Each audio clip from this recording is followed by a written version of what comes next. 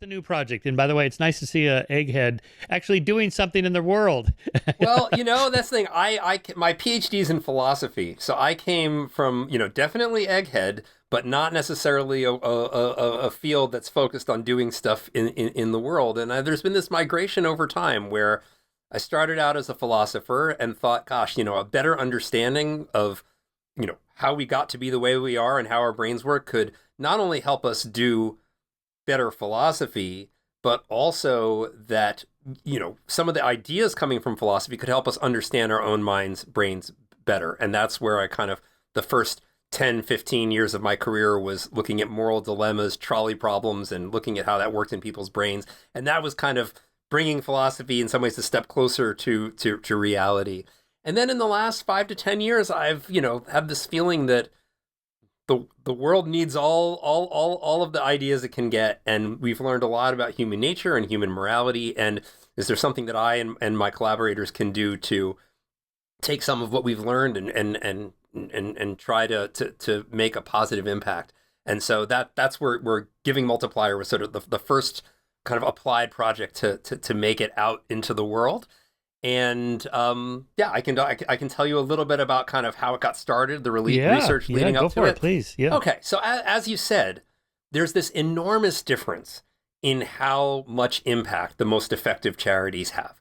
We tend to intuitively think of differences in effectiveness as like differences in height between people, where like a really tall person might be 50% taller than someone who is not so tall. But in fact, it's like the differences among plants. It's like comparing a shrub to a redwood in terms of how much difference this can make. Now, this is an idea that has been the forefront has been organizations like GiveWell that for over 10 years now have employed teams of highly sort of well-trained quantitative researchers to try to figure out how do you reduce as much human suffering as possible per $1,000? How do you save as many lives as possible for per $10,000?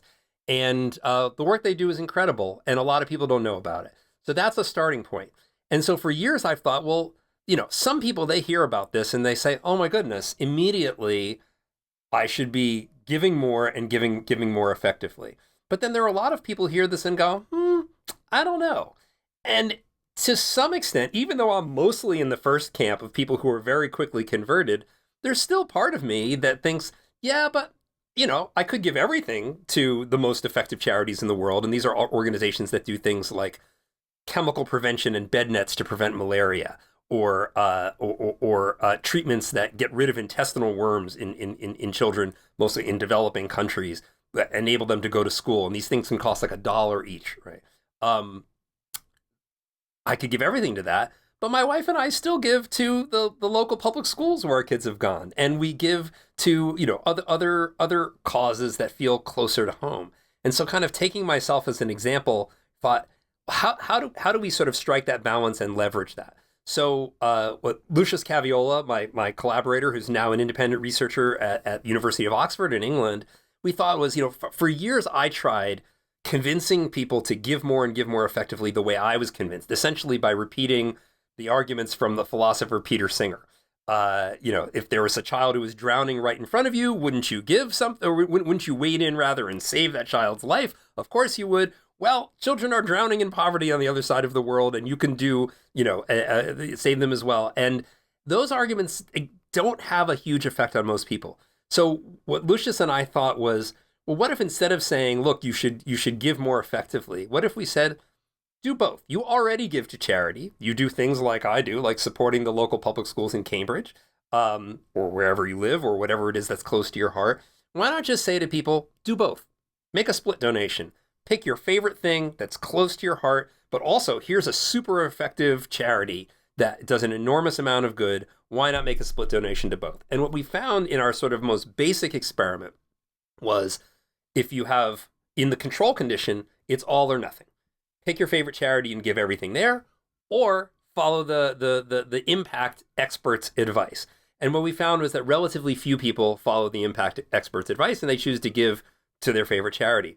But in the treatment condition, when you can have those two all or nothing options, or a 50-50 split, we found that so many people chose the 50-50 split that more money overall went to the highly effective expert recommended charity, even though it was all coming from 50-50s or mostly coming from 50-50s rather than people giving everything. So we thought, okay, that's interesting. And we did a bunch of experiments to try to understand the psychology behind this.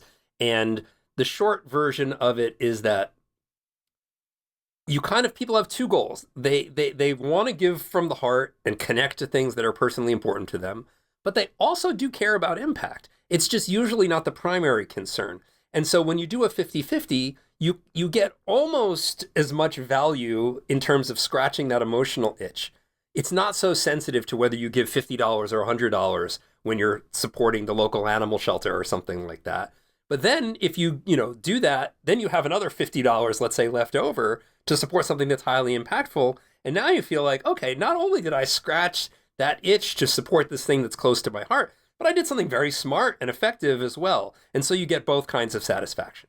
So we thought, okay, that makes sense. And in a way we can talk about later, this actually connects to some of my early work on moral dilemmas and the kind of heart and head pull when it comes to harming people rather than helping people. Put a pin in that for now.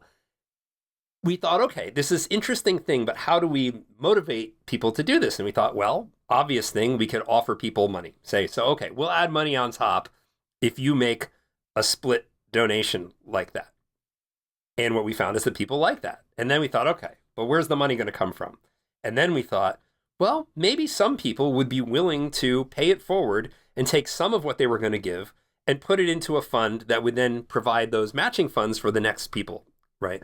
And it turned out that the numbers added up, that enough people were willing to put into the pay it forward fund for other people's donation matches that it would cover the matches for the people in the next donation. So we were like, okay, well, this seems to work in the online lab.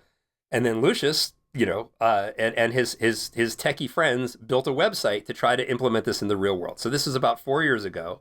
They created Giving Multiplier, which you find at givingmultiplier.org, that basically does this. So if you go to the website, and if you're listening at home, you can just Google Giving Multiplier. And I'll add that for this podcast, I'm not asking for your donation this second, but if you can enter the code Shermer, and that will give you a higher matching rate. So if you go there, givingmultiplier.org. All right, Josh. All right. Here we go. Here we go. You talk me. Now I feel super guilty. It's for the greater good. There's 100. Are you going to feed cash into the internet? Yeah. So okay. But putting the pitch aside, let me explain how it works. So if you go to the website, you'll see first you pick your favorite charity, and we've got a database. So it could be the Skeptic Society, or for example, you'd find that there. And then you look at our list of super effective charities. So about half of them are global health and poverty. That's where you can really have a huge bang for your buck. Some of them focus on animal welfare, and in particular trying to improve conditions or eliminate the need for factory farming, which is an enormous source of suffering, at least depending on certain assumptions about animal brains and animal consciousness. And then there are things that are more long-term and kind of big bet sorts of things, like tech and policy for dealing with climate change, or strategy and technology for preventing the next pandemic. So right now we have 9 charities. We're going to be adding a 10th soon. You pick one of those, and then you decide how much you want to give total. And then we have this nice little slider where you can decide how you want to allocate between those two. And then we add more money on top, depending on how much you give super effective. And then once you've sort of teed up your donation, you can have the option to support the matching fund, and you could also just directly support the matching fund. And so that's basically how it works. And the way I like to think of this is it's meeting people where they are, right? It's not saying you have to give every last penny that you have to what the experts say are the most effective charities. There's room in life for your personal connection and your personal meaning, and I live that as well. This is not me looking down on other people who are like the splitters, right? But there's also, we should be doing more with the immense power that we have to reduce people's suffering. And so it's a kind of invitation for people to support what they already like, and it's a kind of win-win. You shift a little bit towards higher impact stuff, and we add more money not just to the higher impact stuff, but to, so if you donate to the local animal shelter or the Skeptic Society, we'll add more money on top to that as well. So we launched this 4 years ago, and we've raised, I think, 3.4 million so far. Most of that has gone to super effective charities, but to our list, but a lot of it has gone to excellent charities that people have that people have chosen to support themselves. And I could give more detail about the sort of impact in terms of 300,000 deworming treatments and things like that. But that's the basic story. So the hope is that this holiday season, I think your audience. Part of why I was excited to share this with your audience is I think these are people who have big hearts, but they also have big brains. And if they're going to give, they want to give with their hearts and with their heads. And I think this is a great way to do that. So that's the story. By way of example, if I had, say, $1,500, I said, okay, Josh, I'm going to give $500 to the local school. I'm going to give you 1,000. You take 500 and put it in one of your effective charities. Right. And then the other 500 goes into the multiplier, and that multiplies somebody else's giving, something like that? So the actual mechanism would be you would, at the outset, just split between, let's say, like to the one that you chose and one from our list. And then what would happen is when you get to the end, it would say, you could take the money that you were going to give to this new super effective charity that you hadn't heard of until a minute ago. You could instead put that into the matching fund. And some people say yes, and some people say no, and the numbers kind of add up so that the people who decide to do that tend to give enough to support the people who say, no, I'm just going to divide it the way I originally wanted to. The other option is you can just directly support the matching fund. If you just like the whole idea and the whole system and you want to just give it some extra juice, then you can just support the matching fund directly. But if you go to the if you go to the website, you can see how the slider works. Yeah, nice. And then that 3.5 million or whatever it is you said you raised, is that mostly small donors? You didn't have one big guy come in with 2.9 million. We've gotten, I think, over 8,000 donations. Wow. And from close to 3,500 unique donors. There are some people who have donated much more than others. So it's not all small donations. And a lot of our biggest supporters support the matching fund. But it's a lot of people. And actually, most people who've heard about it have heard about it from podcasts. I was extraordinarily lucky to be on with Sam Harris and Laurie Santos and Sean Carroll early on. And their listeners have been fantastic supporters and people who've come back year after year. That's been a lot of how we've managed to kind of keep the virtuous circle going. You mentioned GiveWell. That's different that's one of your charities on your list, or is it different? So we GiveWell's relationship to us is that we rely on their guidance for which global health and poverty charities we choose to support. So we do a little bit of filtering on our own to try to get a balance of interest, but the global health and poverty charities that we support are all ones that they support. One of our most popular ones is kind of a baseline for them. This is Give Directly. And I think, it's considered sort of like, the baseline charity from GiveWell's point of view. But for someone who's a libertarian, Give Directly, I think, has a special kind of appeal. Because here you're not saying, here, what you need is this pill, or what you need is, some specific healthcare thing. It's saying, here's a direct cash transfer, unconditional. You do with it what you want. And people can choose to do things like, put a better roof on their home or invest in a motorcycle that will enable them to get to town and buy goods and sell them and vice versa. Some of it is providing for immediate needs. Some of it is sending their kids to school. Some of it is entrepreneurial, but you leave it up to the recipients to decide how to use the money. Yeah, that's nice. What was the name of Peter Singer's organization that did something like that? So Peter Singer started an organization called The Life You Can Save. That's right. The life you And consider, they yes. are friends of ours. Yeah, yeah. And they have a the set of charities that they support. It's a bit wider than the set that we support, so they kind of invite people in with a wider range of charities, but they don't have our split and match kind of thing. Whereas our invitation is our list of super effective charities is kind of the biggest bang for your buck according to the experts.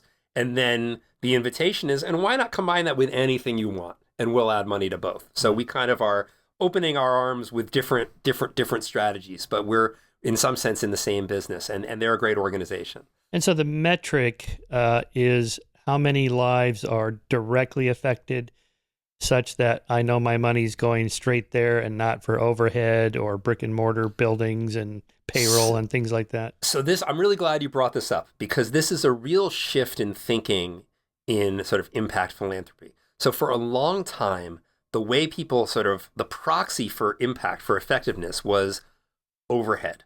How much is going to the organization versus directly towards the benefit? And it just intuitively, that sounds good. Well, I didn't come here to pay for your air conditioning bill. I came here to do the right. But it turns out that's just really not a very good metric for impact. But it's easy to understand, and it's something that you can apply to any charity. So that's how it got popular. And people thought, well, that's a pretty good way to track these things. And it turns out it's really not a good way to track these things.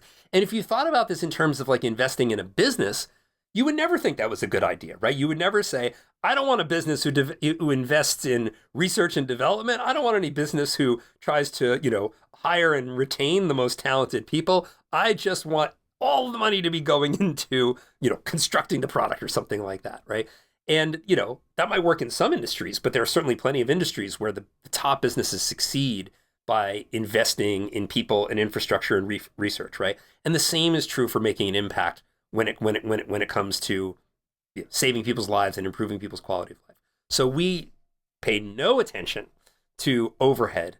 Instead, we rely on people like GiveWell to directly measure the impact.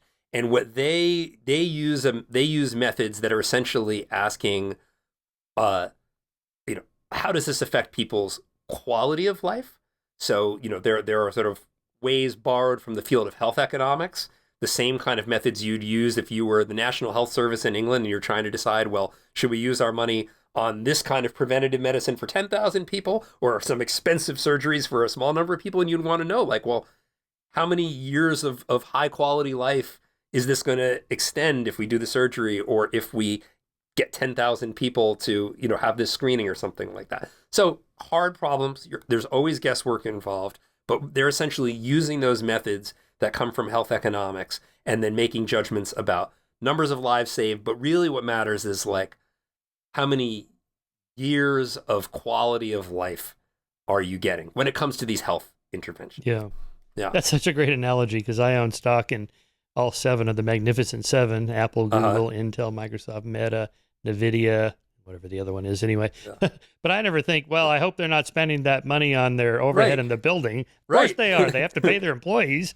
Right. Yeah. Yeah.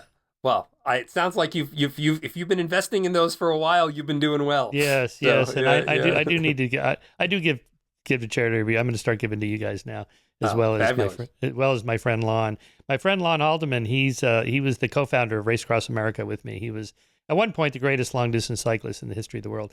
And then he started doing rides in South America. He went to Peru just for fun to ride his bike over the Andes, and he started meeting all these people that just really needed help. Like, I don't even have, the first project was somebody didn't have stairs to get up into their basic hut or whatever. It's a kind of a brick building or something. So he built stairs for them. And then they go, well, we don't have a bathroom. I can build you a bathroom. Lana's really talented with wood working. And then he ended up building schools and libraries and all this stuff. Yeah. And it's like, oh, I'm going to give this guy money. And the sense is, first, I know him. And second, I can see, he sends me pictures. Look, I just built this library. Oh my God.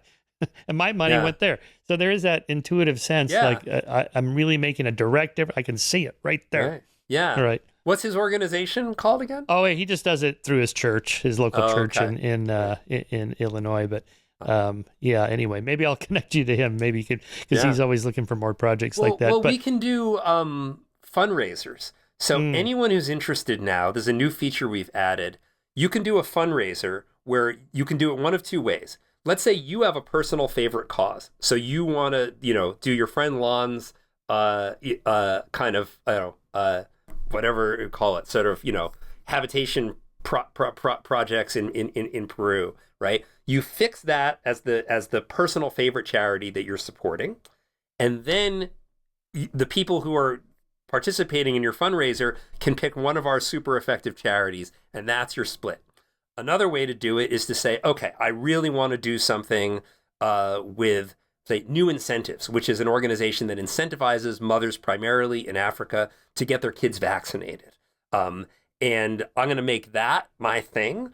And then you can pick your own personal favorite charity. And anyone can do their own fundraiser. And we've had people do this for weddings, for birthdays, for other, memorials, for other kinds of special events. And it's a nice way to give people some freedom to sort of pick something that means something to them or that they like the idea of, but also direct it to something that you think is really valuable or special to you. Nice. Yeah, that's nice. Yeah, last year Lon got held hostage on one of these putt-putt boats going up the Amazon by local activists who were upset about some oil company was drilling, and the oil contaminated the local water supply. So Lon says, I can drill a hole for you. I can take care of the drilling for these guys here, and you can drill over there. So he ended up doing this. I just love those kind of stories. It's crazy. You can drill a hole for oil? No, for water. He drills water wells. So the locals were saying, they were complaining about the activists were complaining about the local oil companies that were drilling, contaminating their wells. And Lon said, I'll just drill you a new well. And they're like, oh, who is this guy? Wow. Yeah. Guy sounds like a superhero. Oh, he is. No, he's a great guy. But amazing. In any case, he even started a bike race team in, I forget what country it is in Africa, where they started making bicycles out of bamboo. It's crazy. Wow. So anyway, sustainable cycles. Wow. Yeah, no, but I mean, there's so much of that can be done, and we're all so wealthy and just spoiled here in the West. So, related to that, effective altruism is another one of these terms people that have been ricocheting around for the last several years, and then it kind of blew up with the whole Sam Bankman-Fried thing. Yeah, this long-termism and these arguments. I started telling friends about this, and they're like, "Are you out of your mind? Like, the best thing I could do is to make billions of dollars, and so that I can save 1 trillion lives in the next 10,000 years." Or they're like, "What?" Yeah. So what is effective altruism, and what is it you're doing that's different from that? Well, I would say giving multiplier is related to sort of a certain version of effective altruism, right? So the core idea is, coming back to the analogy with investment, right? That if you're an investor, you're not just going to say, oh, you make a product? Great, here's my money, I'll invest. You're going to look and say, what kind of a return should I expect? Do you have a business model that makes sense? Do you have some kind of durable competitive advantage that's going to allow you to reap rewards year after year, right? All the sorts of questions that across the river at Harvard Business School, they tell you that you're a fool if you're not asking. Pretty intuitive. When it comes to charitable giving, people tend to have more of a sort of checkbox mentality, which is just sort of like, oh, you're doing something good? I like it? Great, right? And, if it's just about making yourself feel good, then just checking that box is great. You check your box and you feel good. But if you're really serious about trying to do good in the world, then you're going to want to look at the returns that you're getting. And effective altruism is just saying, why would you take trying to benefit other people less seriously than the way you do when you're trying to benefit yourself, right? Give the other people as much sort of your intelligence when you're doing that work as you do when you're trying to improve your own bottom line. And that's really the core idea. And everything else is up for grabs in terms of how the evidence turns out. So in the early days of effective altruism, people looked around and were like, how do you get the most bang for your buck? What are the best things that you can do? And a lot of the things that people came to are things that we continue to support. It still turns out that malaria is this enormous scourge, primarily in Africa, parts of Asia as well. And it is very preventable with bed nets and with chemo treatment, not as cheaply as people think, but well within the reach of people like you and me and people who are even, fortunate, but not as fortunate maybe as someone like you. well within their reach to save multiple people's lives per year, for real, not like just as a soundbite, but for real. So that's the kind of early version of it. And then more recently, there's been this idea of long-termism, which I take seriously, but I'm not as sure what to make of it, right? And the idea is that, look, the things that are really, so the one observation is that the future is huge, right? So if you look at how long a typical mammalian species lasts, right? Humans you'd expect are maybe something like 10% through that, right? And we may last longer because we're so smart, or maybe we'll last less long because we're going to blow ourselves up or whatever it is, right? But the future is potentially enormously long, such that if, our whole species was sort of condensed to a year, we're in something like January or February, or maybe even earlier, right? And if you think of it that way, then the biggest gains are to make sure that things go well or don't go badly, that we don't go extinct, right? So what can we do? Well, what about nukes? What about a terrible pandemic? What about AI taking over? And people can debate about which of those things are most likely, which actions that we can take today are most likely to prevent the worst things from happening and not have our species die in its biological infancy. I think about this stuff a lot.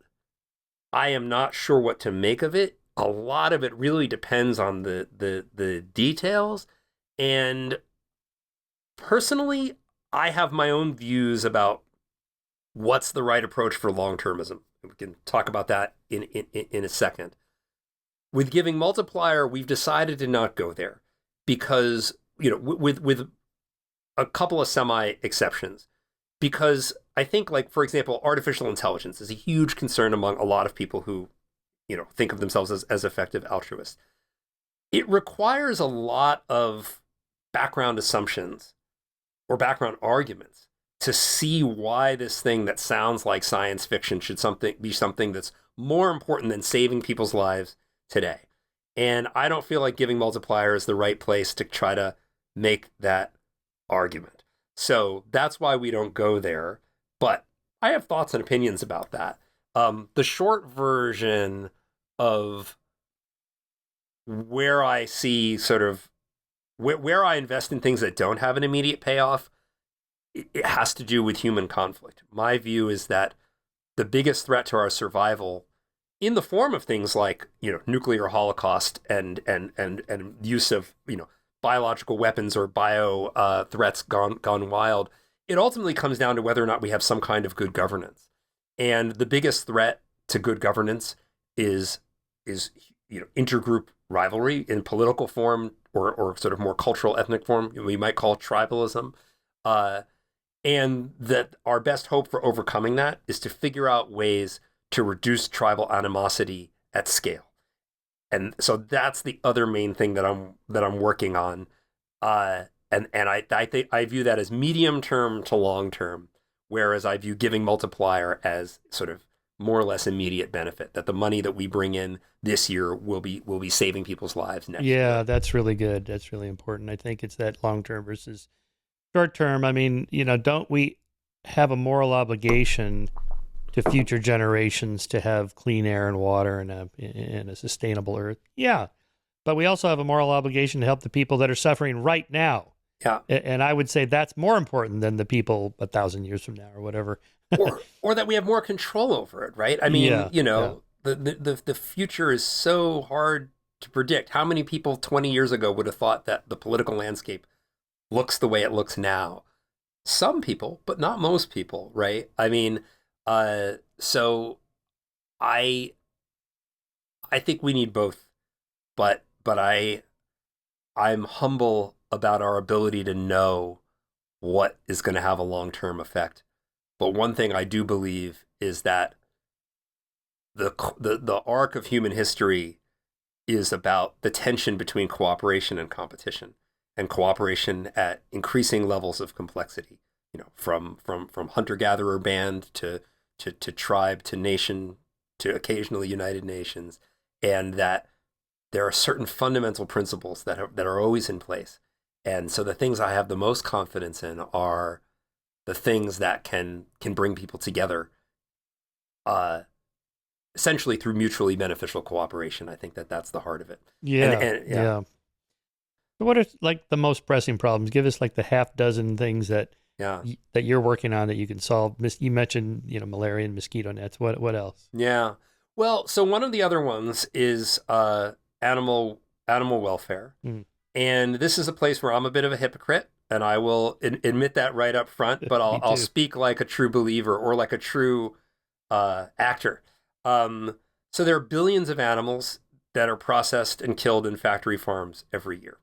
And we don't know for sure what it's like to be a pig or a chicken or a cow going through a factory farm. But, we have some idea of how their brains work and how human brains work. Yeah. And if their brains are similar enough to human brains that it's a decent bet that they feel pain the way we feel pain. They may not have as elaborate, conscious thoughts about it as we do, but the suffering may be just as real. And if an alien were to visit Earth and say, what is the greatest crime taking place on Earth right now? One answer might be it's what this one species of hairless primates is doing to these other species, by the billion. And so, the imperative there is, how do we reduce the suffering that happens in the production of meat, and how do we eliminate the need for the production of meat through technology, through development of meat substitutes that carnivores love. And so giving multiplier supports two charities along these lines. What is it? The Humane League does largely policy work, working to reduce the suffering, reduce the horrors of conditions of factory farms. And then the Good Food Institute is about developing meat alternatives. So these are sort of long-term ways of getting at these sources of massive suffering. Now, you might say, I don't believe these animals are even conscious. Or you might say, they are, but I don't care because they're animals and not humans. And, we could have a philosophical argument about that, but it's not going to be a quick fix. But if you're willing to believe, look, there's at least a decent chance that cows and pigs and maybe chickens suffer in these things, and they are suffering by the billions, and it's all just because we like the taste of this instead of tofu, or because Impossible Burgers are a bit more expensive than beef cheeseburgers. That's a pretty high cost. So that's one of the things we support. And I will say, as I said, I'm a bit of a hypocrite here. I try to reduce the amount of factory farm meat that I eat. But sometimes I'll have a slice of pizza with pepperoni on it. Yeah. And the cheese in the pizza is a problem as well. But most of the meat that I get, I'm in a privileged situation where my wife and I can afford to have meat delivered from farms that treat their animals well. So this is something I'm working on, and I've just decided that my mental bandwidth is better spent on other things than being a grumpy vegan. But you're a reducitarian. I am I'm a reducitarian. Yeah. So anyway, that's one of the things we support. By the way, are those are two non-profit organizations? These are all nonprofits. Because there's for-profit companies that are developing. So I think the Good Food Institute. I don't want to sort of comment. My understanding, and I could be wrong about this, is that they have ended up supporting like Impossible Foods. I believe they've supported. I think they are kind of incubating things, but that may eventually become for-profit ventures. But I think they themselves are non-profit. That is my understanding. Yeah. And then where do you put the Gates Foundation in all of this? So I don't consider myself, in a position to give them a report card. My sense is that the Gates Foundation has done enormously good work, on global health and poverty, and that they've been pioneers in developing and supporting a lot of the most effective ways of reducing human suffering. So my hat goes off to Bill and Melinda Gates for that. Oh, and I'll add, sorry, I wasn't expecting that, but we did get a recognition from from a award that was partly sponsored by the Gates Foundation. But I wasn't just saying that because of that. I've been an admirer of them for a long time. Yeah, no, I mean, he did help pioneer that whole, rational giving thing, Yeah, make it effective. I like that. And Chris yeah. Anderson has his a new book about what is it, infectious generosity, I think it is. Hmm. And then Gates is always talking about the other Fortune 500. Let's get the 500 billionaires, biggest billionaires, to give. Yeah, So that they want to be on the list. It's kind of a social pressure. We're going to yeah. change the norms. That's great. I think it totally makes sense. It's like everyone kind of knows this, that like, I mean, the research shows that like it's not that more money doesn't bring you happiness, but that you have to, for every increase in happiness that you get, like every increment, you have to earn 10 times more money. So the jump that you get from going from $100,000 a year to $1 million a year, if you want to have a jump that big again, you have to then go to $10 million a year. Like it's, I don't have that problem. Yeah, it's so like, all of the research suggests that if you have got a lot of money, it will make you so much happier to give it to good causes and see the good that it does than to just run up the score.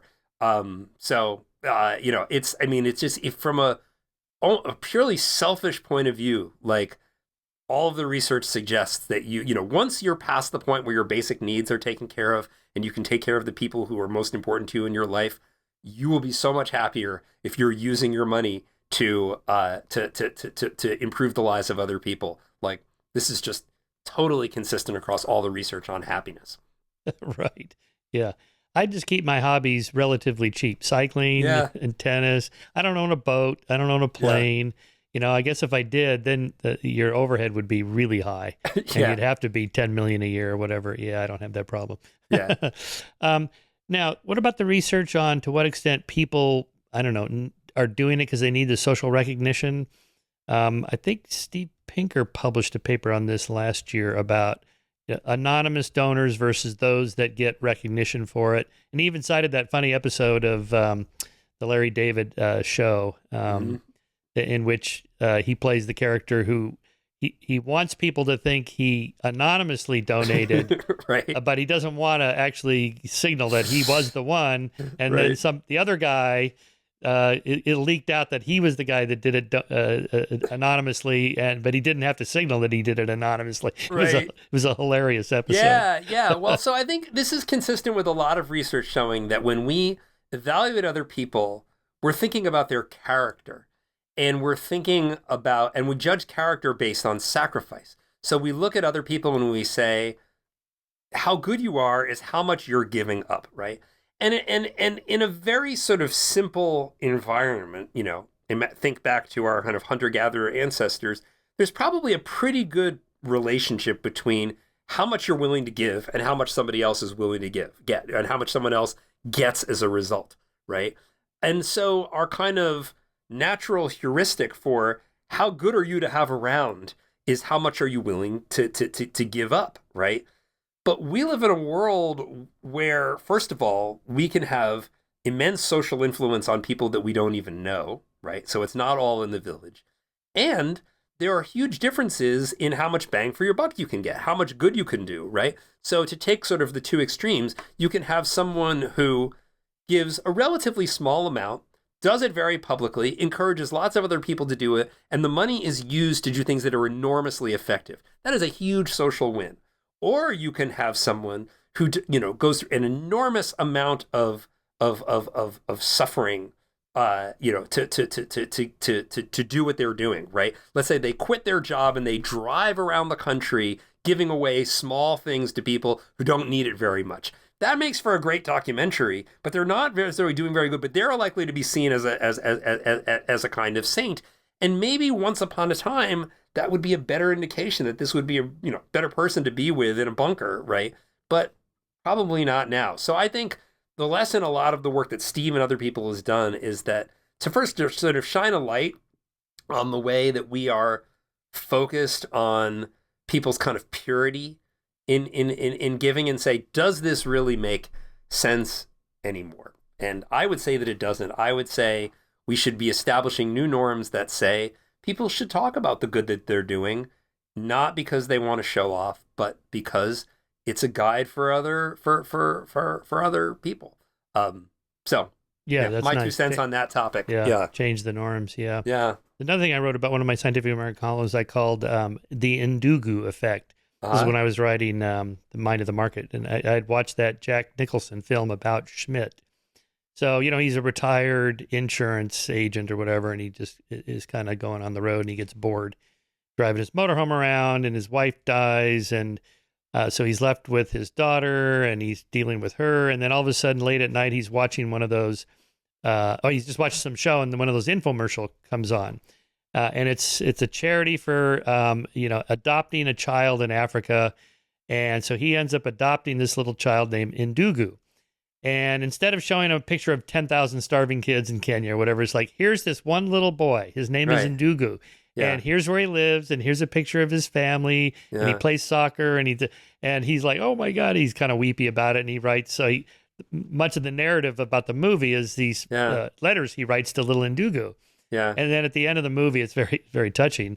Yeah. He gets a letter back from Ndugu's teacher saying, well, Ndugu doesn't read, but I read him all your letters, and this is what he would like to say to you. And he's crying and everything. Yeah. So because you can identify, right? This is your tribal thing. That's an honorary member of my family now. Yeah.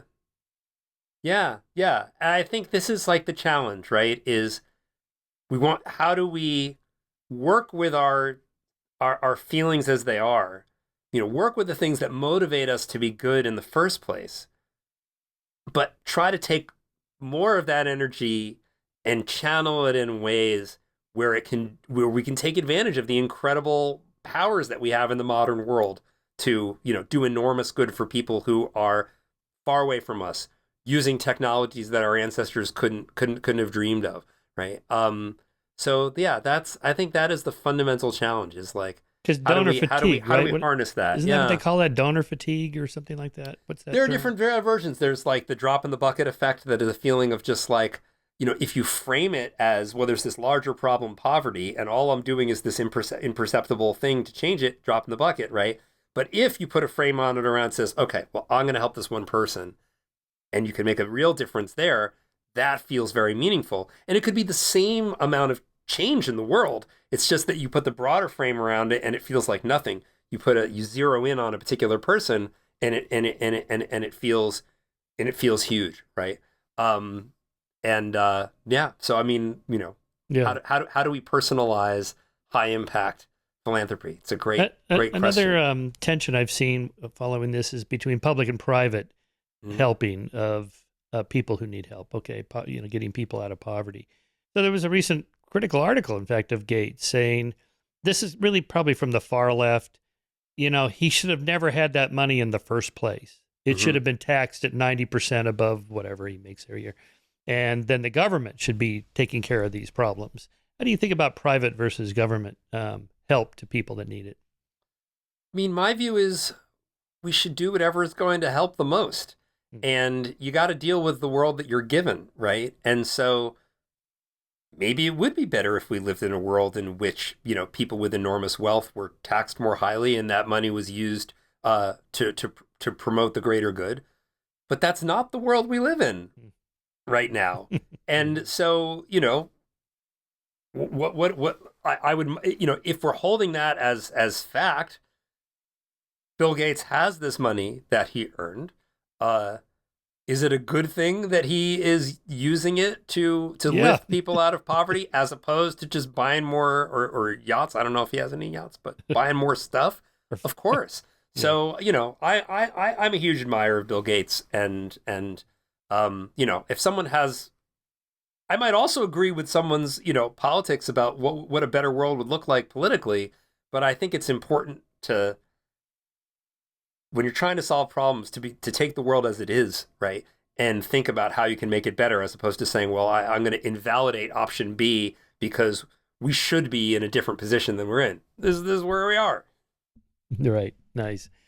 All right, let's tie this in with your earlier work in your book on dual process theory, where you took Danny Kahneman's idea of system 1, system 2, system 1, rapid cognition, system 2, systematic, more rational cognition, thinking through these problems. Then you apply it to moral issues that we have this dual system where we have, kind of Kantian deontological rule-based ethics that is driven largely by our emotions, our tribal feelings, and so on. And then you have the utilitarian, consequentialist, more calculating, rational-based emotions. It seems to me you're doing that here, and you're giving multiplier. You're saying, I know people have these two systems, so we're going to give you both.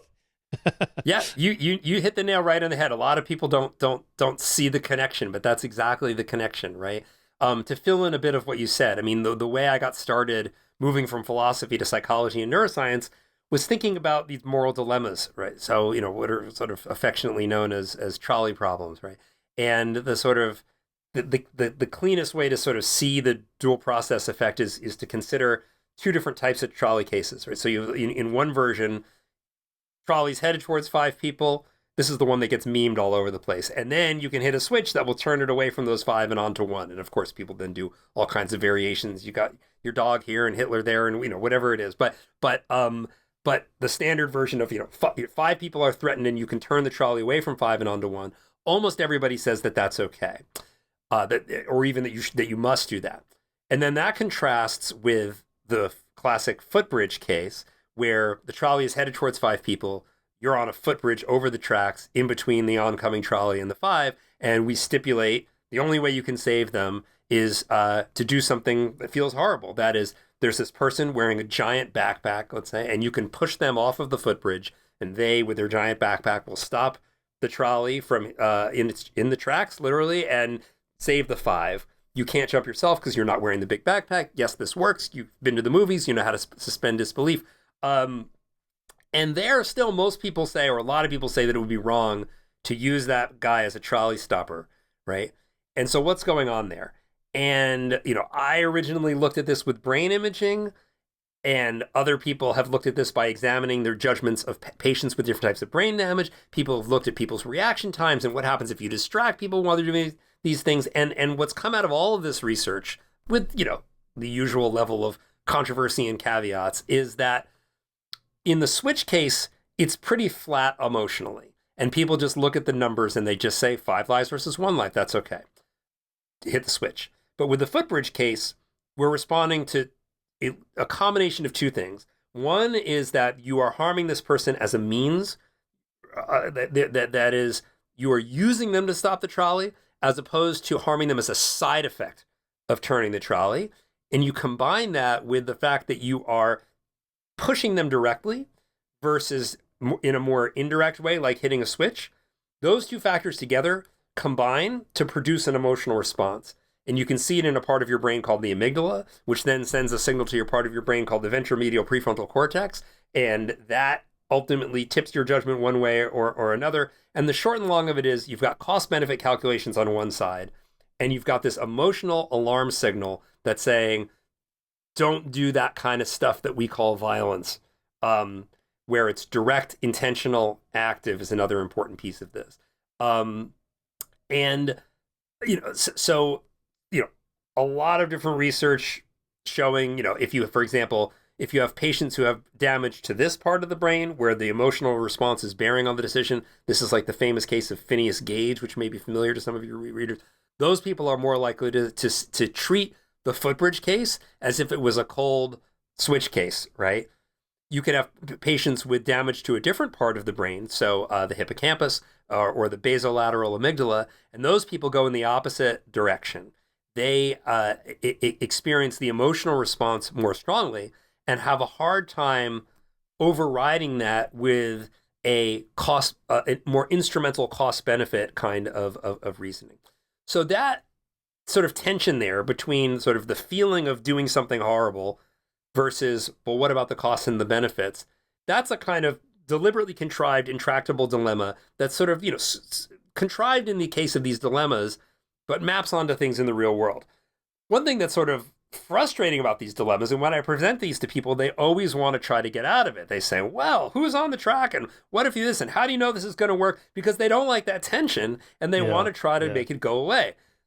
Can I just yell at the guy, get up, there's a tram coming. Right, exactly. That you're right. So then bringing this back to the other side, with you have the heart head dilemma when it comes to charitable giving. Now this is, do I help people in a way that maximizes the greater good? Giving to the give well recommended charities like the Against Malaria Foundation, or do I give to this thing where I get this warm, positive feeling of connection, the local animal shelter or whatever it is, right? And, infomercial, like the nice thing about giving multiplier is that it's actually a solution to the dilemma. Yeah. Where, by stipulation, there isn't in the trolley problem. But here, it's a way that you can kind of have your cake and Nice. eat it too. Yeah, So yeah. just as you said, that's like the full circle of going from the negative domain to the positive domain and putting that dual process psychology to work. Yeah. So, okay, we have these two systems, deontological, rule-based, and utilitarianism. Okay, it seems like we need both. I mean, in the doctor scenario, the doctor has 5 dying patients and there's Right. one healthy guy in the waiting room. Why not sacrifice him? Right. Pretty much nobody will go, oh, yeah, that's a great idea. Right. And why is that? Because we don't want to live in a world where doctors can just walk around sacrificing people. Right. I mean, I think you could object to that on 2 levels. And just to no pun intended, flesh this out for your listeners, the case here is that you have these 5 patients that need organs of different kind. One needs a liver, 2 need kidneys, and you could sacrifice one person, distribute the organs to the other 5, save more lives, right? And I think you could object to it on 2 levels, right? One is just the sense of just horror at doing this, that's just a terrible thing to do, that it just feels like the Footbridge case on steroids, right? And then the other is, I think you can actually make a good consequentialist or utilitarian argument against this, which is to say, at a higher level, it would be terrible to have a healthcare system where everybody is a potential organ bank, right? And that the long-term damage that would do to the system would be much worse than the gains you get from being able to occasionally save somebody by murdering someone and taking their organs. So I think that in the end, the utilitarians and the deontologists come out in the real world in the same place with those, but there is that same kind of, even if you assume this would promote the greater good, it still feels like a horrible thing to do. And I wouldn't want to live with a world in which people didn't have that feeling. So what you're saying is that, say my argument that people have a right to bodily autonomy and control over their bodies and their lives. And no matter what your utilitarian calculus is, we're not going to allow that to happen. So we have a Bill of Rights, for example. Yeah. So what you're saying is that beneath that, I'm starting the foundation at rights. You're saying there's actually a consequential argument beneath the rights argument. Yeah, I think that's right. And in fact, if you go back to the early utilitarian philosophers, not so much Jeremy Bentham, but more John Stuart Mill and the lesser known Henry Sidgwick, they very much endorse this kind of multi-level view of what it means to really be a wise utilitarian thinker. I also don't like the word utilitarian because I think it precisely suggests kind of an unwise, kind of narrow cost-benefit calculus. So I prefer to call myself a deep pragmatist. But what I'm talking about there is taking into account things at the individual level, at the social level, of understanding people's motivations, their emotions, having a sort of deeper understanding of human nature that kind of that puts guardrails and brakes on some sort of simplistic utilitarian calculations. So when it comes to, I think so, Mill is a great example. I mean, Mill wrote On Liberty, right? And Mill was one of the great defenders of individual rights in many domains. But he viewed the expansion of individual rights as the best means to securing long-term sustainable human happiness. And I think that that's basically right. I wouldn't go so far as to say that I'm not a rights fundamentalist. So I wouldn't say we have certain rights and we must stand by them, even if it makes humanity miserable forever. To me, like the ultimate, ground level is about human happiness and suffering. But I think that so I justify, to the extent that I overlap with libertarians, I justify it on those consequentialist grounds, and I think that's really consistent with the original utilitarian philosophy. Yeah. So yeah, I agree with that. I think let's just use this example of the problem with utopian thinking. It's a kind of consequentialist. We can achieve this perfect society where everybody's happy forever. If it weren't for those people over there, the Right. Jews or the Hutus or Right. whoever, and Yeah. there's a justification for exterminating them, because then we have eternal happiness forever. Right. So Yeah. I'll go back to the investment analogy, right? That if someone comes along and says, my product is going to give you 30% returns guaranteed for the next 20 years, you'd say, well, Mr. Madoff, I'm a little bit skeptical, right? And it's a kind of investment argument that is, you're promising returns, but you better look at the data, and you better use some common sense and say, is that too good to be true, right? And in the same way, I think that someone a utopian, who thinks that, oh, it'll all be fine as long as we get rid of these people, they're selling moral snake oil, right? That they are selling something that, yes, what they're promising is to deliver great returns, but not only are the means terrible, but the means are likely to be ineffective, right?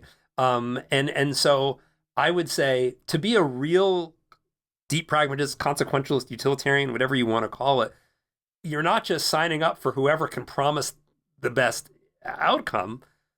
You have to pay attention to what are the means, what costs do you pay along the way, and is it likely to work even if you pay those costs? So I think we have to be humble and recognize that certain guardrails are very important, because we are not very good at making long-term calculations about what's going to produce what consequences. And we are often highly biased in saying, oh, what's good for Ford Motor Company is good for America. No kidding. Well, maybe that's true. Maybe it's not, right? Yeah, I think we have to be, there are good, wise, consequentialist, deep pragmatist reasons to being skeptical of people who we would naturally characterize as utopians. And so, and also these people are just factually wrong. The Jews did not cause this, or the Hutus did not cause that. Right. And on a bigger scale, there is no utopia to be found. That's the wrong goal. We can't get there. There is no there. So that's why I like Kevin Kelly's idea of protopia. Just make tomorrow tiny bit better than today, just a little bit. And just like compound interest, just do like 1% better every week. And then, in 2 years, it'll be 100% better. Yeah. Something like that. Yeah, I think that's right. And in fact, we mentioned The Life You Can Save. Charlie Bresler has run that for many years, and he has the way he puts sort of thinking about charitable giving and the heart-head dilemma is, he always says personal best, right? That in the same way, if you're an athlete or an investor or whatever it is, your goal for this year is not to be perfect. Your goal is, can I do a little better than I did last year, right? And I think that's the right approach, because if there's anything that's going to get us to the best possible outcome, it's focusing on making whatever improvements can be made today. And then there's our evolved propensities for liking or disliking things. So here I'm thinking of John Haidt's thought experiment about Mark and Julie, our brother and sister, and they're out on vacation alone together, and they think it would be fun and interesting and rewarding to have sex. They use 2 forms of contraception. They keep it a secret. They don't tell anybody. Yeah. It doesn't harm their relationship. They decide that it was as great as it was, they're not going to do it again. What's wrong with that? Okay, so as you know, because I present this to students, and they're like, "What? Oh, yeah." They can't come up with a reason why it's bad. Oh, because she'll get pregnant. No, 2 forms of. Oh, because it'll ruin their relationship. No, it made their relationship better. Well, people will find out. No, they kept it a secret. I don't know. It's just disgusting. Okay. Right. Why is it disgusting? Well, because there's an evolutionary logic behind it. It's not good genetically for genetic diversity for incest. And that's why we had, the Westermark effect. Okay. Right. So there, I guess you would argue that there's a consequence in our ancestral environment of incest genetically for the species. Something like that? Yeah. So, I mean, I think that, we have that aversion, at least many of us do. I do. And, most of us. And it makes sense for that reason, right? And I also think that there are some pretty good practical reasons for any real world version of this case to think, you're playing with fire if you're, if you're crossing those lines with that kind of a relationship. Yeah. Yeah. Yeah. Definitely. Yeah. Yeah. Let's talk about abortion for a minute, since that's back in the news. I was rereading your section on that. You're making a pro-choice consequentialist argument, which I'm pro-choice too, but I try to listen to the pro-life argument. How do you respond to their claim? It's murder. You are murdering a human life. Let me just flesh it out. No woman who's pregnant, who wants to be pregnant, describes it as I have medical tissue I have to get rid of, or they don't think of it as a procedure. Whatever. I have a baby. I have, a living human being is inside me. Right. And women are killing it. You're killing a human being, or a potential human being, however you want to describe. Yeah. How do you deal with that? Those arguments. Yeah. Well, so I can make arguments sort of following arguments that Peter Singer made a long time ago, and some people will be persuaded by them, and some people won't. But I think they're good arguments. And what I would say is, okay, first, if I'm dealing with someone who's pro-life, again, anti-abortion, I would say, okay, so what you're saying is that the magic moment is the moment of conception. That once conception has happened, then you have a human life, and it is sacred, and any termination is murder. But a few moments before conception, when it's just an egg and a sperm, then it's birth control and it's okay, right? There are other kind of people who say, well, I'm opposed to birth control, true, but that's a separate argument. So let's take the people who are okay with birth control, but not okay with any abortion, no matter how early after conception. Guess what I would say is, look, we actually now have a pretty good understanding of what happens when a sperm meets an egg. And, you can describe in great chemical detail how the chemical receptors on top of the sperm connect with the chemical receptors on the egg cell, and how it causes it to open up, and the genetic material of the sperm is released into the into the cell body, and then how the genetic material integrates with the genetic material, and you can tell a completely fascinating mechanistic story about what happens at that moment. But what does not happen there, as far as anyone can tell, is that a soul is attached to that combination of sperm and egg, and merger of the genetic material inside a cell membrane, right? Now, what I would say to our friend is say, look, if you believe that what happens at that moment is a kind of miraculous ensoulment, I'm not going to tell you that you can't believe that. But we live in a society in which we, from many different worlds and many different tribes, have to live together. And if you don't want to have an abortion because you believe that there's an ensoulment process that science has not been able to detect, but that you are confident is there because of what it says in an ancient book, you can believe that for yourself. But I don't think it is okay for you to take a belief that's ultimately based on your insistence that a metaphysical event happens at that moment, and say, and that must be the law of this modern country with people from many different faiths or who've given up faith entirely. Why should your assumptions about what happens at that moment of molecular interaction govern the country? Tell people that they have to have children, bring them to term, that a woman has to bring a child to term who they don't want to. And it could be, if you're going to be consistent, it could be the child that was produced by a rape, right? If you really take pro-life seriously, you should not be making an exception for rape, because that was a terrible crime, but now there's a human life. Why should that human life be squelched out because of that, right?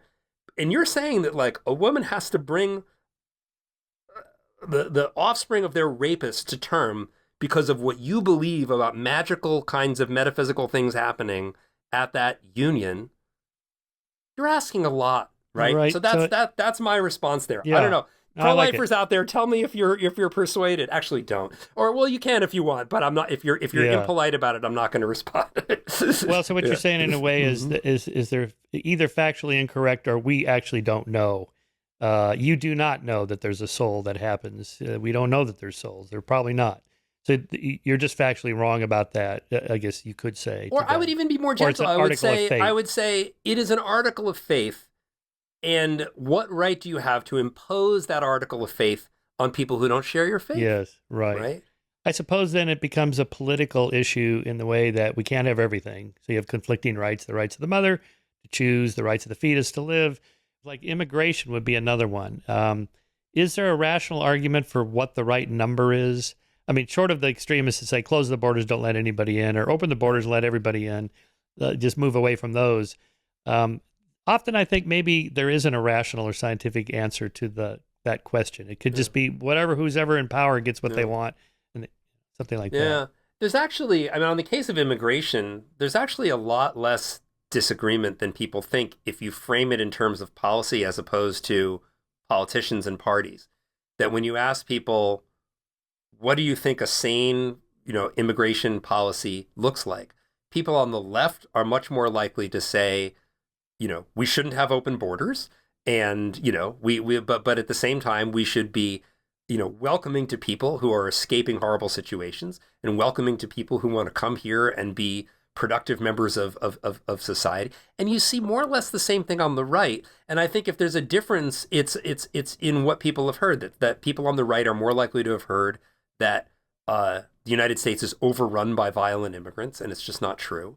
And if the gap is smaller than you think, and if you actually brought people sort of, in line with our understanding of what's actually happening as opposed to scaremongering, there probably would be almost zero difference between people who identify as left and who identify as right on that particular issue. When it comes to things like abortion and trans rights, I think that there are maybe deeper differences in people's worldviews. But even there, I think that there's probably less actual necessary disagreement than one would think. Yeah, like on capital punishment, again, supported more by the right than the left. There, I guess they would make the argument that you take a life, you have to give a life, something like that.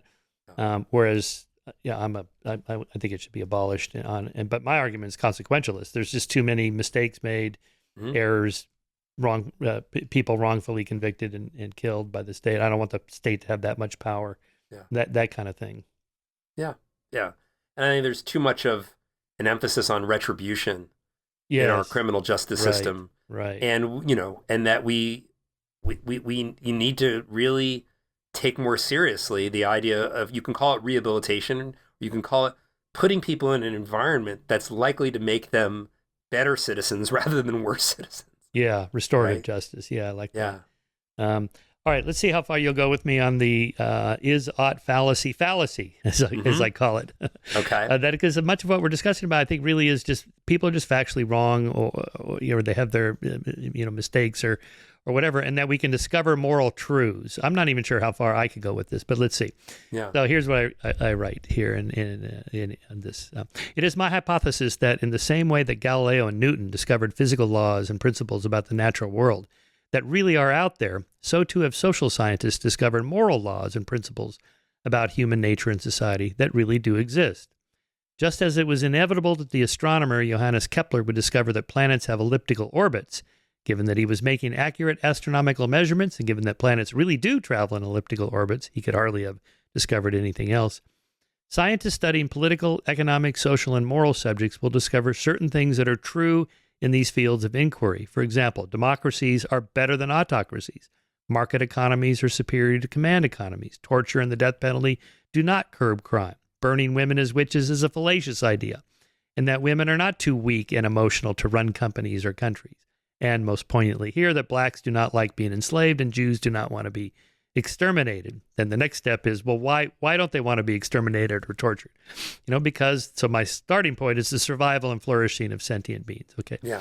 And so, but why should sentient beings not want to, why would they want to survive and not, and flourish? Well, because of the second law of thermodynamics. Here I use Lita Cosmides and John Tooby's, what's their paper, that the second law of thermodynamics is the first law of psychology. That is, the most basic lesson is that natural selection is the only known natural process that pushes populations of organisms thermodynamically uphill into higher degrees of functional order, or even offset the inevitable increase in disorder that would otherwise take place. And if you don't push back against that, you're dead, right? So, and then I conclude, and then you can respond.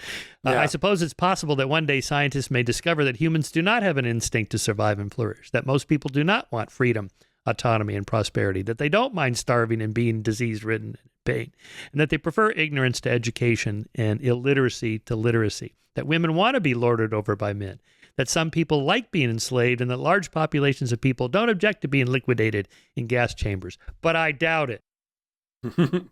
Yeah. So I think for all practical purposes, I agree with everything you said. That is to say, we have, coming from both the life sciences and the social sciences, an increasingly compelling, integrated, systematic understanding of what drives human behavior, what drives conflict, what drives cooperation, and what types of things tend to make people more happy, healthy, prosperous, right?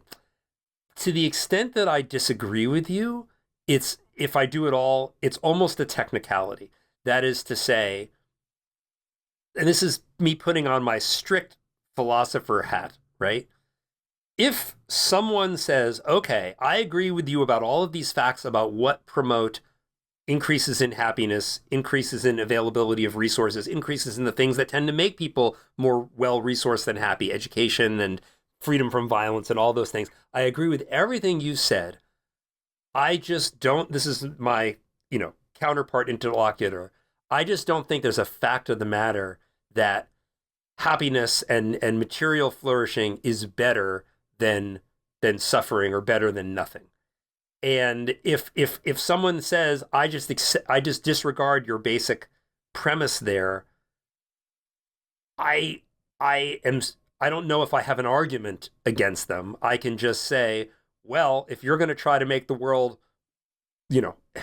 empty of the things that I think are valuable and that other people think are valuable, I'll fight you on it. But I'm not sure that I can give a knockdown argument to someone who's just willing to disagree with the fundamental moral premises. I think that for practical purposes, it's kind of irrelevant because the forces that are opposing that better world are not people who are self-avowed psychopaths, right? They're not sort of evil demons who would be espousing this kind of view. They are people who are fighting primarily for their own self-interest or for the self-interest of their group, right? And so insofar as they're trying to defend what they're doing in moral terms, then I think that we can appeal to all of the things that you cited and say, well, look, you claim that the world is going to be better if you're put in charge and all of the resources go to what you want, right? And there are these rules put in place that seem to do very well for you, but not for other people. But the evidence suggests strongly no. And the evidence says, don't be surprised that you're biased about this, right? So I think that for practical purposes, we're dealing with other humans who've kind of got one foot into into our shared values and one foot out. And what we need to do is leverage the part that's consistent with a broadly beneficial world to if we can talk them out of their irrationality and inconsistency and bias. So I think, as I said, for practical purposes, I agree with you, but I could make a sort of nitpicky philosophical argument about whether or not the premises are self-evidently true. I guess, I'm not a philosopher, so I look at, kind of from a social scientist or a historian perspective. What are people actually doing? They vote with their feet. Where do they want to live? Yeah. North Korea or South Korea, East Germany versus West Germany for the unification and so on. Now, a counter to that might be, national sovereignty, where, maybe a Middle Eastern country will say, it's none of your damn business what we do over here. We don't like Western values. We don't want our women running around in bikinis and having porn on our, and so on, and prostitution. This is what we think generates a higher quality society with these very draconian laws and rules about, women and so forth. Yeah. And we Westerners are appalled by this. But are we violating their rights to national sovereign autonomy to say we are going to bring to you democracy along with capitalism and all the other stuff that goes with it. And you have to take our movies and our music and sex, drugs, and rock and roll. And they go, no, thanks. We don't want that. Yeah. Well, I actually think that you know, you won't be surprised to know that I think that when I imagine a world getting much better than our world, it doesn't look like Islamic fundamentalism or Christian fundamentalism or any other kind, right? Right. But I also think that we who might look at, certain countries that we might think of as backwards and say they've got everything wrong, I think we might be a bit more humble and say we are asking them to give something up, and that before we expect them to give something up, we have to offer them something better in return. I remember someone relating this story. I can't remember who it was, talking to someone in Saudi Arabia, and someone saying to them, like, how can you cut off somebody's hand for stealing? Like, how is that not horrible and cruel? We on the outside, we look at this and we think this seems to be barbaric, right? And the person replied, look at what you do to your elderly people, that you have them put away from their families, and they die among strangers. What could be less human and more horrible than that? And the person who related the story to me was just struck by that, and it kind of touched a nerve. And I kind of get that we in the modern world have made enormous gains. And I think that the people who sort of, hate everything about America or everything about the West, I think they're really missing a lot, and that there's a lot that they take for granted, like not dying in childbirth, that we've gained. But I think we've also lost some things that are really valuable, and that more traditional societies have preserved, for now, right? And that and that they feel in danger of losing. They feel in danger of losing their connection to a specific place. They feel in danger of losing a livelihood that makes sense to them, and a world that has meaning and purpose. And taking, like, for example, Robert Putnam's classic Bowling Alone, speaking of the kind of the erosion of community in places like the United States, like, that's real, right? And so I think that when we're imagining what would a happier world look like that takes the best of the West, but also acknowledges what people, in Saudi Arabia and Iraq, value and feel like they're fighting to preserve, what can enable us to provide the kind of meaning and connection that's so central to their lives, to people who are living in the modern world. And I think that's a deep challenge, and recognizing that the challenge exists, I think, can help us approach the challenge of sort of living in a globally and connected world with a bit more openness and humility. Yeah, nicely put. All right, last subject. Moral Tribes is the title of your book. There it is again, Moral Tribes. It seems like we're more tribal than ever. Is this the availability heuristic, and I'm just forgetting how bad it was in 1968 or Watergate or whatever? And we're coming up on this election. It's just it just seems like everybody hates everybody. I don't know. What do you think? I think we're going through some growing pains.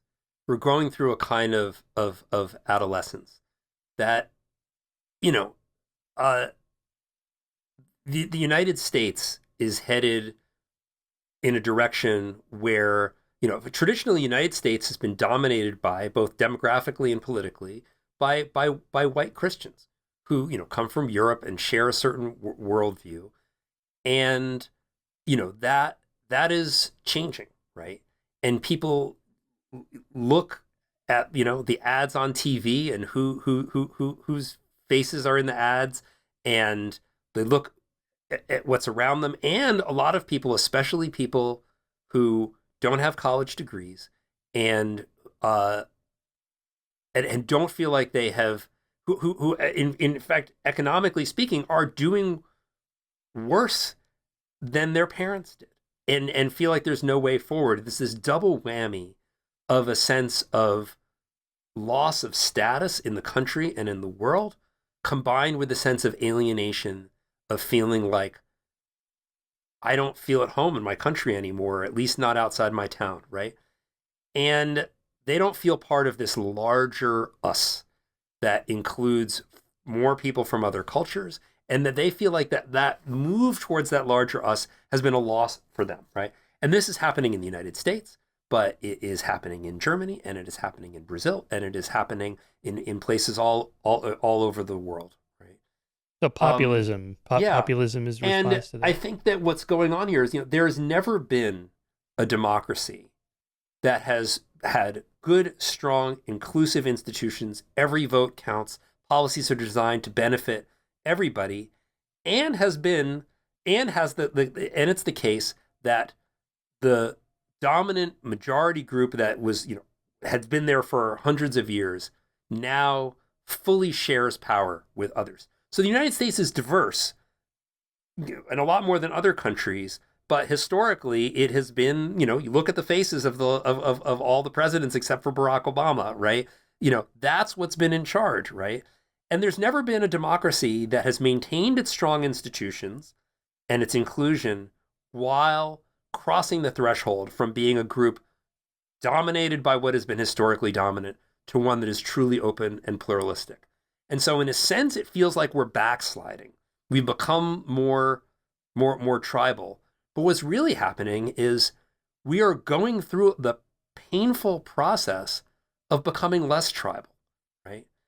And that's what I think is really going on, that we are feeling growing pains rather than completely regressing. But it's dangerous. And we might not, we might be the adolescent that gets drunk and drives into a tree and dies, right? So it's not like it's all going to be okay. We might, there's a chance that we won't make it through this process. But I think that, what's happening is that we are undergoing a kind of difficult growth. And I hope that we can figure out ways to get through it and come out stronger and happier on the other side. What would you advise Elon for colonizing Mars and starting a whole new civilization? I think it's good to have a backup planet. But I think that our terrestrial problems are much bigger at this point. And right. I think that if we end up destroying ourselves here on Earth and needing that backup planet, we're going to destroy that backup planet too if we don't solve the fundamental problems of uniting as a species. Yeah. So I think that colonizing Mars well is not just a technical problem of growing plants and providing oxygen and finding the water, right? We need to solve the human psychological problem. Well, right. So the moment you transition from maybe there's a couple dozen people to a couple hundred people living there to 10,000 people living there. Right. Well, you're going to end up with borders and committees, and you're going to have representatives and leaders. And, I mean, something has to be structured. And that's right. Our angels and devils will follow us to Mars, right? And so, the real problem to solve is in here and in here. Yeah. And it's not the technical problem of setting up an outpost on a right. faraway rock. Right. As romantic as that is. With that said, it's cool. I mean, cool. I love reading about this stuff. Yeah. I can't say I'm not a fan, but I don't think that's our most fundamental problem. But thank you so much. This has really been fun, and it's really great fun to connect with you after getting your ideas all these years. So cool. Thanks so much for the opportunity.